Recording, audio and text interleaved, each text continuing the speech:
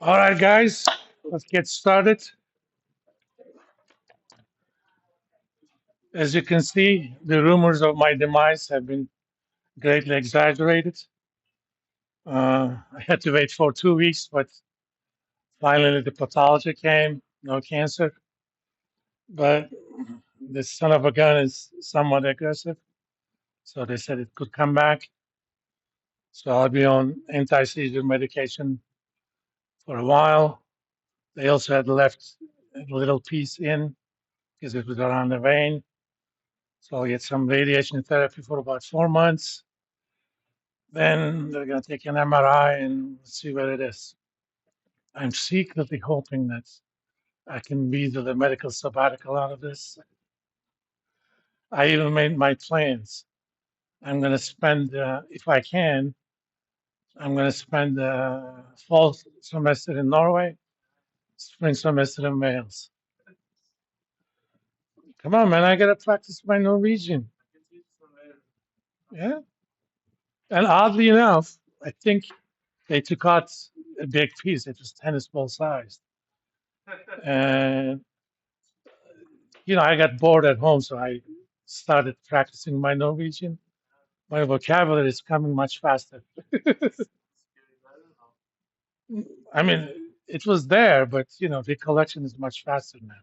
I guess more room in the hard drive now. That thing was big. All right, I'm still not 100%, but I feel good enough at least to lecture. We're gonna start on chapter 9 today, and kind of gonna do it in a uh, unordered fashion. Basically, this is about interest rates in general. Chapter 10 is a little bit more quantitative about it. So I didn't want to, especially after spring break, introduce hard stuff. And next week, we're going to do two Jeopardies. So after that, we'll get into our regular schedule. Now, when we say interest rates, uh, you're all finance majors, so I'm not going to bother you with the time value of the money stuff. But we're talking about an array of, uh, in a sense, instruments and maturities,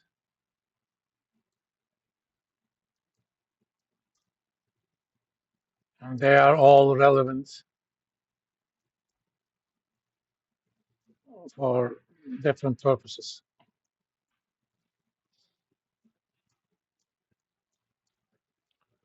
As you know, interest rates are essentially indicators for prices of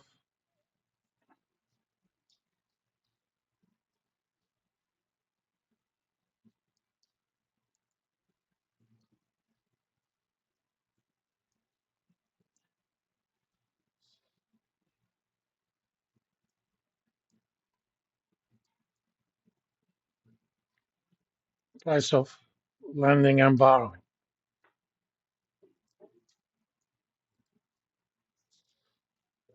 for different purposes.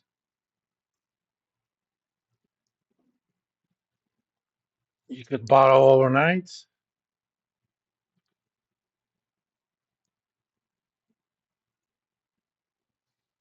borrow for 30 years. You could borrow with default risk,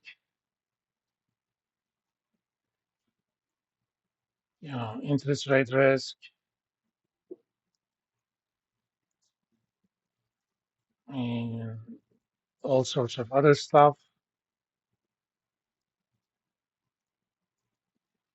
You could measure your uh, return or interest rate in nominal terms, in real terms.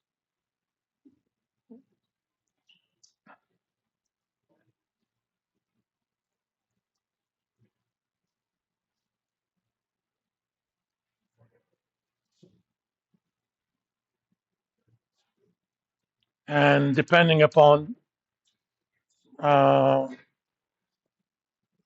other things in your portfolio, all of these come into the picture. Now, first and foremost, we're going to look at for short-term versus long-term interest rates. And we have a generic term for short-term stuff. We typically call those money market interest rates.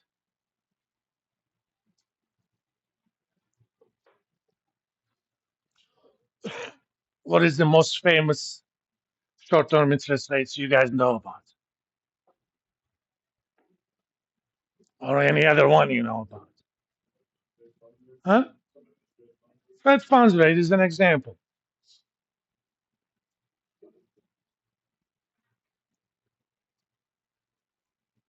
What is that?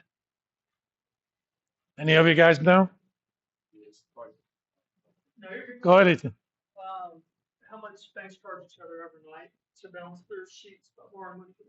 Exactly. Fed funds rate is, as you know, banks have to keep reserves, right? There's a simple reason for that. If I go to my bank and ask for $1,000, they're going to be able to give it to me. And banks are in the business of lending other people's money. So they borrow money from me, as a deposit. They lend it to other businesses, but they got to keep reserves because if I lend them money, they lend the money to Christian, but Christian is going to keep that money somewhere as well. So he's going to deposit. So it's going to keep multiplying. If there are no reserve requirements, there is no limit how much banks actually can lend. But because of people's liquidity needs, banks have to keep reserves, which means sometimes at the end of the day, banks have lent a lot more money than they actually have to keep reserves. They have to cover themselves. And so banks with reserve needs can borrow money from banks with excess reserves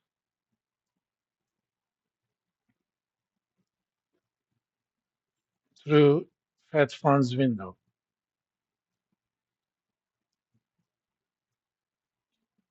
That's literally what it is called. Fed only acts, as a intermediary, but every once in a while, Fed itself uh, can do transactions here as well. More often than not, these are overnight transactions, and these are also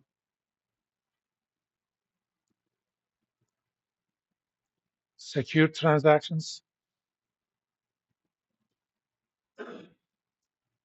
through what we call the repurchase agreements.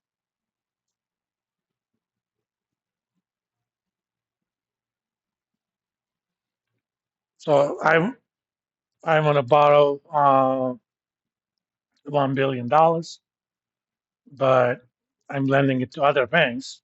That other bank may or may not want to give me that money.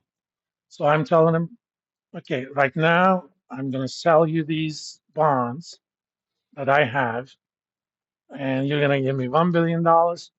But tomorrow I promise you to pay you a little bit more to buy those bonds back. That's what a repurchase agreement is. The short name for that is repo. It's not the repo you may have heard, mostly overnight.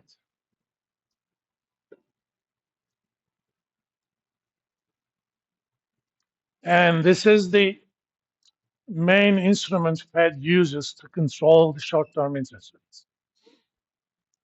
Example, last Wednesday, there was a Fed fund, there was a Federal Open Market Committee meeting. Let me see.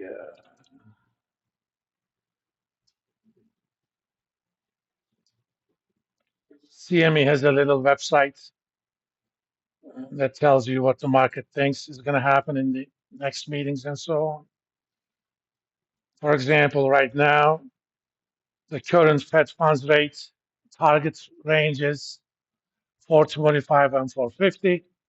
That means Fed does not want those overnight rates to be below 425, but they don't want them to be over 450 either. Okay. Market thinks that in the next meeting, there's about 1 in 8 chance that they could reduce it a quarter, but otherwise not. Maybe in the June meeting, there's a little bit more distribution. I'll tell you guys, where that number comes from, but that's kind of what the market thinks right now. Why are these short-term rates important?